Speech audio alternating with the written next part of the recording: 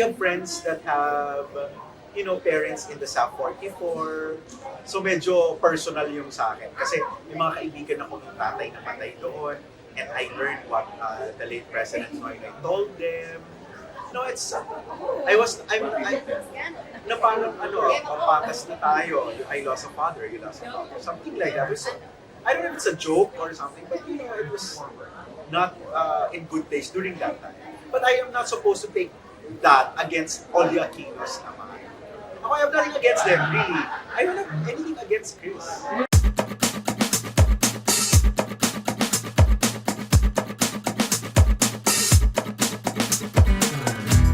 2 years ago, first interview ko sa'yo, tinanong ko kung dumaan sa Facebook. Yes. Okay. So, I'm sorry about that. Kasi ko naman, after that, nagkaroon na siyang blockbuster film. Wow. Yeah. Pero, here's the thought. Yung ideas mo, parang it's the first time since Jeff at Castillo, siguro. Wow! Wow! Because music ko yung ang pang-fun sa rin. Tapos parang ikaw na ngayon yun. Wow, talaga ba?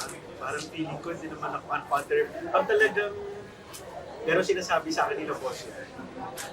Yeah, pati ni Senator Aimee.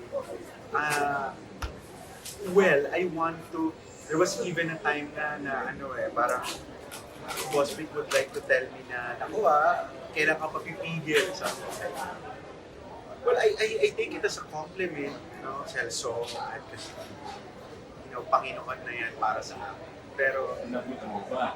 napanood ko, pero wala ako ng, of course, wala pa ako ng, pero sa tingin ko naman po hindi pa. Sa tingin ko, I'm just, Supposedly, you're on your way there.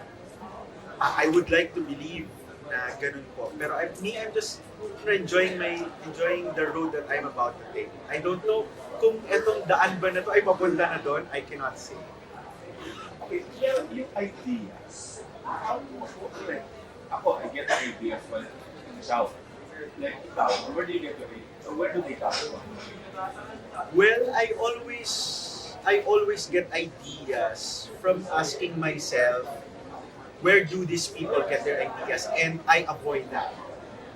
Lagi ko tinatanong, kung ako gagawa ng kwento, anong kwento kaya ang una nilang gagawin? Tapos iwasan ko yun. I always step out of the ordinary. I always make it a vow to myself not to be very predictable. Parang you're not. Well, I try to be, but most of the time I challenge myself. I even go against my own belief in order for me to maintain the shock, the provocative aspect of coming up with ideas that I have. Yun na rin ulong. Yes po. Tapos, pero ang background mo is theater? Yes. I formed a theater group in Subic that would play in corporate shows, mga ganyan. Tapos po, when the time comes, I had the chance to talk to Tatay Ricky Lee, kung pwede ko bang i-stage yung Himala sa Olongdo po in a very different manner. He said yes, and then after launch, siya na yung nagsabi sa akin na, why don't you try the showbiz industry? Then I said, I only have 2 days na nag-OJT ako kay Ma'am Corina Sanchez during the time. ABS-CBN pa yun. Only had 2 days, tapos umalis na ako because I went to Singapore. But I never really thought na I'd go into showbiz. The closest to showbiz would be in the stage. Kasi na lang ako, parang gusto ko agad-agad ang reaction. Pero after being exposed to social media, I guess this is really destiny. We had we wanted to be very tribal. We wanted to appeal to, kasi in Subic and Olongdo, full of foreigners. We want to be very tribal pa, very ethnic, so that the foreigners will, be enticed in watching it. Kasi yung Himala ni Tatay Ricky, and of course, indirect, parang, parang panahon ng martial to. Parang gano'n ang dating. Pero ako, I wanted to be more cultural. Pero Hindi naman na, yun, walang pasaway. Anito ang nagpapakaya sa... Something like that. Yeah, something like that. So, anyway, kasi yung politics of parents, ano ang politics? My father is an Ilocano, so Marcos siya. But my mother, I'm more close to the mother side. I'm more close to my lola. They're all pro-Aquinos. They're very pink. So, from Zambales. My mother, Pampanga. Magalang, very Aquino. Tapos ang tatay ko naman Zambales, very Marcos. Though I'm closer to my maternal side.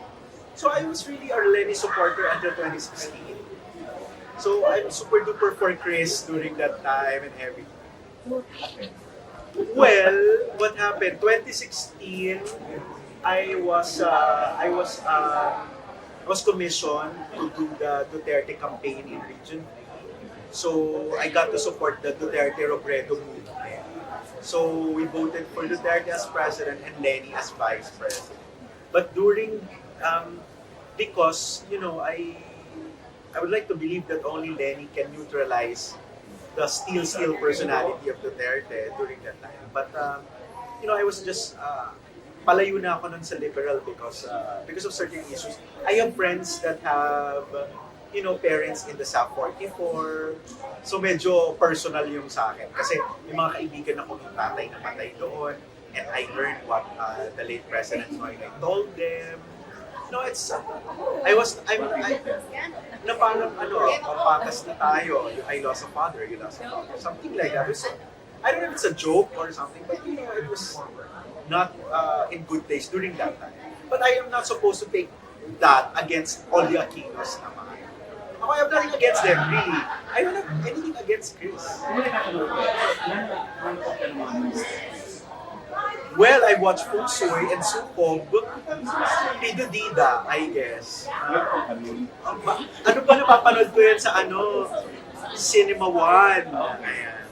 I have nothing against. My mom's so in love with Chris. To this day? Alam mo, nagkaroon ng magazine si Chris eh. Kompleto ng nanay ko eh. So, yung may parang kay yung Oprah na... Chris. Yeah, yung Chris. I even messaged Chris when I was 2013 na sana ma-meet niya nanay ko. If she can check the page, makikita ni Chris na nag-message ako na, Chris, baka pwedeng ma-meet mo. Nanay ko sobrang fan. So, sinagot ka ba? Hindi ko na na-check. Siguro ni ngayon. So you've never met her in person? I never met her, but paano ko ba sasabihin? Before I said yes to the Marcoses on the campaign, Sharon Cuneta is with the Liberal. So Sharon and I are so close. I guess meron akong, paano ko ba sasabihin? Muntik na siguro kami mag-meet for Lenny's campaign. Okay. Naging close kayo ni Sharon because of Revirginize or before? Naging close kami because of Revirginize. So, kung yung mga ibang mga makaleni, they were trying to get me during that time before the election. But it's a bidding. So, sabi ko, okay. So, I'm not really, politics for me is not personal. Sabi ko nga, nanay at tatay ko magkaiba. Pero we don't quarrel at if home. it's not personal, what is it? Well, for me, Kung sino mauna? no, kung sino mataas. Okay. I was trying to be polite. No. I don't take it, negatively. Thank you for the honesty. Yeah. I really appreciate that. Well, I don't want to confront you. I don't want to tell you lies, no? Na, Yeah. Tipong, I appreciate really the well, honesty. meron ako mga paninindigan, Sir Butch, pero meron din ako mga pangangailangan. At sa palagay ko, as long as my conscience and my soul is not at stake, no? I'm not naman doing contents for the evil, I guess. No? Okay. So it's just a matter of number one, kung sino may confidence to work with me. Number two, was the capacity to work with me. After all, I'm with Viva for the next 5 years pa. Kinubuha ko doon. May capacity. What do you mean capacity? Well, I don't work for free. Okay. That capacity. Okay. So yun. Pero ikaw ba talaga, okay, mapang-asar ka ba? na tao? I would like to say na sutil ako. Okay. Hindi kasi ako pikon. Sir Butch, hindi ako pikon, hindi ako sensitive, hindi ako kaya sa palagay ko minsan pag mapang-asar ako, sa tingin ko pag nang-aasar ako, hindi pa yun yung dulo, pero yung pala nakakapikon na ako ng sobra. Siguro sutil lang talaga ako. Pero apparently, tama ba ako na sabihin na you kind of enjoy all the attention, all the bashing and all that? Well, you're not normal if you don't enjoy attention. Yeah, pero But I don't, the bashing, the bashing, hindi naman, parang it comes with it eh. For a certain point, I'm not really naman controversial because of the political side of the content. I've been controversial a lot late because of my contents prior to this. So my convictions really put me into public attention, pero sometimes I do it on purpose, but most of the time I don't. I just express what I feel. So what did you do on purpose? What I do on purpose, anything that has something to do with the election, mainly because I was paid to do that. Number one, yeah. Okay. No naman mga asar, but to create content. Okay. But, I'm very effective in asar. Yeah, I'm effective in asar. So I milk it. Diba? Kung saan ka naman magaling, dapat doon ka. Diba? Yun naman, I'm just very natural with that. Was there any comment na talaga nasaktan ka? A lot before, but you see, if I get hurt about it, I would like people to stop doing it. But if I let them stop, then my money stops there. So I just take it like I'm so blessed right now. I don't have the right and the reason to be mareklamo. So sabi ko, it comes with it, and I just have to live with it. If I want this life, I have to be strong for this. Yun lang ang ilalagay ko sa utak.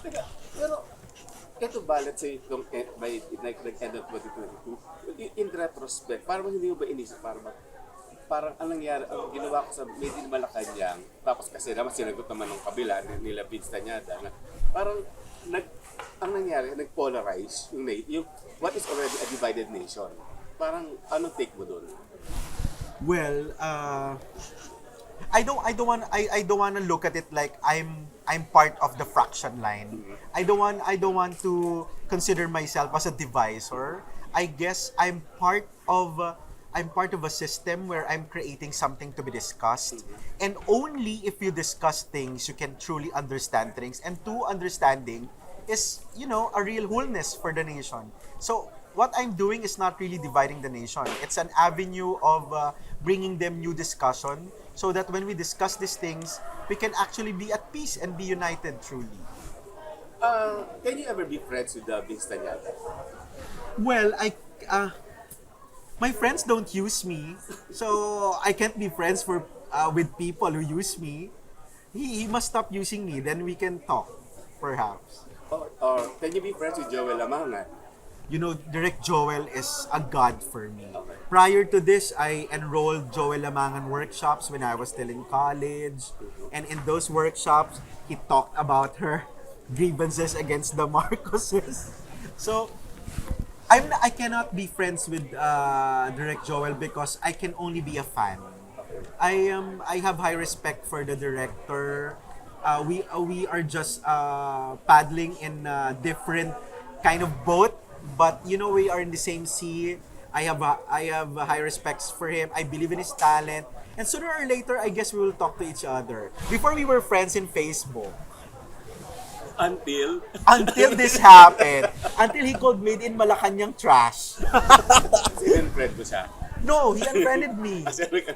Yeah, no. Ba't ko naman siya i-unfriend? God nga di ba? Yeah, hindi siya unfriend para mas mapikon siya sa post. Joke lang. So, how close are you to Amy Marcos now?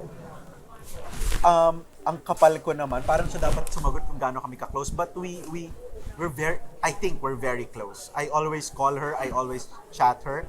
I ask for opinion, she asks for opinion. Maybe it's more of a friend thing, no? ano siya, medyo magkapares kami, sabi mo nga medyo terrible din yun So, pasaway din, so medyo nagkakasundo kami. Kasi siya kagaya ng mga kapatid niya, and I like that, no? Kung ano mang ibig sabihin nun. Pasaway ka ba? I am. I'm very pasaway. You know, You just said na para bang natutuwa ang nanay mo because naging anak ka niya. yeah, plainly because I gave her a new house and a car. Yun lang, pero she's very liberal and nanood nga na Made in Malacanang yun, tinanong ko, umiyak ka? Hindi, no? Irap ako ng irap all the So, you know, I enjoy it. So kung iniisip ng mga bashers ko na napipikon ako sa ganun, hindi, no? Try kaya nila sa bahay namin na makaleni ang nanay at lola ko. Talaga. You think sa dito sa new movie mong Martyr or Murderer, hindi pa rin lilipat ng kapong nanay mo? You know what? You know what? It was never part of the movie. It was never part of the, you know, the paano ba to? It was never part of the purpose to convert people. No, it's just a matter of you know, making the Marcoses human in their eyes. But of course, my mother said naman, yeah, it's good, but you know, you can't change my mind. I mean, with this blockbuster hit, and then all the attention is focused on you now. Anong assurance na hindi lalaki ulo mo? Na magiging magkaibigan pa rin tayo? Na kapag tatangon, pwede pa rin pagtanungan ng direksyon? Alam mo yun ang tawag dito, Sir Butch, I don't see myself as that. Talagang ganito talaga ako. Okay. Yung mga unang nakakilala na sa akin, Okay. marirealize nila yan One thing lang, I always keep my feet on the ground. I always try to tell my friends to control me, no? Pero sa tingin ko malabong mangyaring magmaldita ako o lumaking ulo ko kasi the friends that I have when I have nothing are still my friends until now. They're my staff, they're my colleagues. I never change the set of friends I'm working with. Maybe because I don't want to categorize people na eto nung wala pa ako, eto meron ako. So I don't burn bridges. Even I have lots of immediate bosses in Viva na pink. Pero we never unfriended them. So after elections, I talked to them. I said, if I hurt your feelings, something like that, it's just a job. Sabi naman nila, hayop ka talaga and all that stuff. But, you know, Nanay mo nga, hindi mo pinangilagan eh. exactly. So, sa tingin ko po hindi. Galit ako sa mayabang walang laman. Okay lang sa akin masama ugali basta may dahilan. Kaya ako, I will never see myself, you know, na hindi mamamansin, mambabagsak ng pinto, o mag-feeling, o di sasagot sa kahit na sino. I don't see the reason. Bago tayo mag-game, mabilis lang naman. Wow! Last question ko. Okay. So do you actually believe that Marcos was faultless? No. I don't think there's a person na faultless. So kung if you had yung faults na nakikita mo, Yeah. ano mga faults niya na nakita mo? Well, number one, they're over the top. Aha. Now, during their time, they're really extravagant. They're really, you know, they're limitless when it comes to production and showcasing everything. I always tell Senator Aimee, your family is so far from being perfect. And she'd always tell me, nobody said naman na we're perfect. And nobody said naman na they are sinless. No? So all the movies and all the contents I'm doing, it's not to make the Marcoses like Mara del Valle of Mara Clara. No, it's not like that. No? That's the context, diba? Mara is a saint. I'm not gonna put it that way, no. They're more like Ruby, bida kontra bida. So, that's how I see them. So, yun. Kumbaga, soap opera sila. Yeah, very. Soap opera na magaganda ang production design. Because of Imelda's grandeur. Sige lang ako. Ito, direct ang tanong. Yung mga galing sa mga hindi ka daw ba parang nangingimik, tulungan ng mga so-called nagnanakaw, krako, nagnakaw sa bayan, nagsisimula sa bayan. Yun ang ano nila and you're helping to liberate that. Well, kung tutulong ako sa mga politikong magnanakaw, kung tutulong ako sa mga politikong hindi magnanakaw at hindi masamang tao, wala akong matutulungan. Hindi ako naniniwalang walang politikong nagnakaw. You can quote me on that, no? If you're gonna tell me, so naniniwala kang nagnakaw ang mga Marcos, I'm not directly saying that, but if I'm gonna find a politician who never stole money, then I'm not gonna help anyone because I don't think na merong ganun. One flip, yeah. I don't know. We don't know. He still died poor. Really? And Let's do it. Doctor to the barrios. Really? Well, one club here is liberal, so maybe the liberals good at it again.